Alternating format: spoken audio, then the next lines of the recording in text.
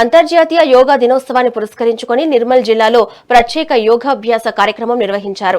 ఆయుష్ department ఆధ్వర్యంలో స్థానిక అంబేద్కర్ భవన్ లో జరిగిన ఈ వేడుకల్లో జిల్లా అధికారులు, యువకులు, విద్యార్థులు పెద్ద సంఖ్యలో పాల్గొన్నారు. ఈ సందర్భంగా యోగా సాధకులు వివిధ ఆసనాలను ప్రదర్శిస్తూ యోగా సాధన వల్ల శరీరానికి, మనసుకు చేకూరే ప్రయోజనాలను వివరించారు.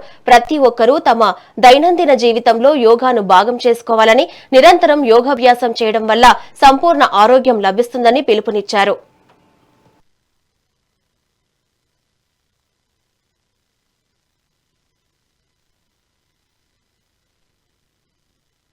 అధ్యయన మండలిలో సాధకులందరం కలిసి యోగా ర్యాలీ ప్రదర్శన చేయడం జరిగింది. శ్రీ భగవద్గీత అధ్యయన మండలి దగ్గర నుంచి ఐబీ చౌరస్తా వరకు యోగా ర్యాలీ చేయడం జరిగింది. దానిలో భాగంగా 12వ అంతర్జాతీయ యోగా దినోత్సవంలో భాగంగా శ్రీ భగవద్గీత అధ్యయన మండలి సాధక సభ్యులందరం కలిసి ఐబీ చౌరస్తా వరకు యోగా ర్యాలీ చేయడం జరిగింది. దాంతోపాటుగా ఐబీ చౌరస్తాలో అంబేద్కర్ చౌక్ దగ్గర స్టేజ్ పైన సాధకులందరం కలిసి యోగా ఆసనాలు వేయడం అధ్యయన మండలిలో